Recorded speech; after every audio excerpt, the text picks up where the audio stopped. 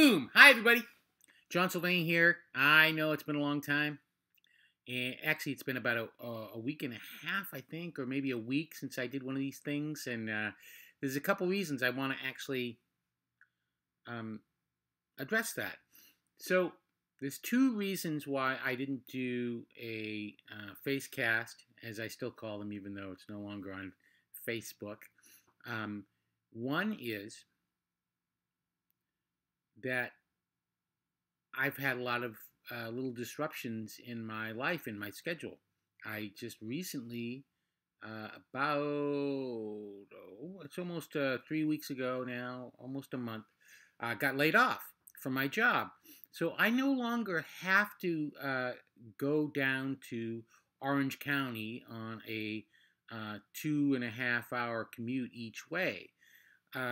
So that sounds great. But I have no structure. I don't have that structure to my day. Now this, sorry to move around like that. See, I'm shifting things around. Doing this was not really a function of my job, but the schedule that I had laid out was in part a function of my job. So I don't have to get up at a certain time. I don't have to do things to get things done. But I still want to.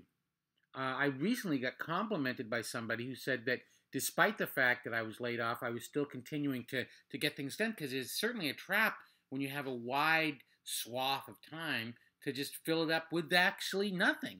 And if you want to get something done, you want to get somebody who's busy because they have the structures in place. So I have the structures in place, but one of the things that sort of fell out was the time to take to do this, and this is very important to me. So when you have a structure, when you have a good habit, it seems like, and something disrupts it, it seems like it's harder to get back up on that horse, But and partly because you thought that once you get on the horse, you'd never have to get off it. Like, you get the good workout habit going, which is really important. And then something happens, like you lose your job across the street from the gym that you used to belong to. You're going to basically have to get back on that horse. You have to develop a new habit in some new place. And the resistance is really that you never thought you'd have to get up on that horse again.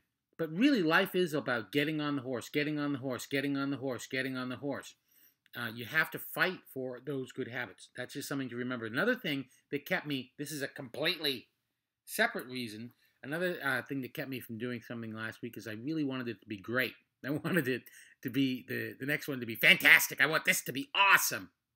Reminds me of a experience I had a long, long time ago. I was in View from the Bridge in college, and I really wanted to be, I was the lead in that play, and I really wanted it to be excellent.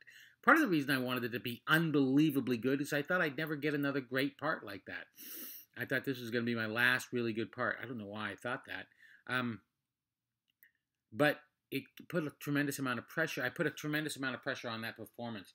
And for a while, it got in the way of the rehearsal. I wanted to be not only just the best that I could be, I wanted to be better than I could be. I wanted to sort of have incredible, interesting choices and just exude charisma. Now, I was in that play with Paul Giamatti, so maybe being, in the play with him when I just met him was really making me nervous, because he really does make really interesting choices and really exudes a kind of charisma.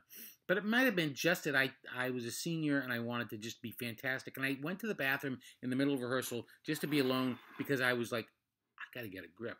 And I realized I could only be as good as I could be.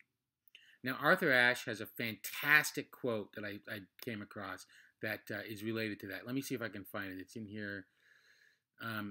So to achieve greatness, this is Arthur Ashe said this, to achieve greatness, start where you are, use what you have, and do what you can. This is really simple and really important. Basically, in order to get anywhere, you have to start where you are. You can't use what you don't have. I actually wrote that wrong in here, in the notes here. You can't use what you don't have, obviously, and you can't do more than you can do, obviously. But this is all obvious, but it's really easy to forget that.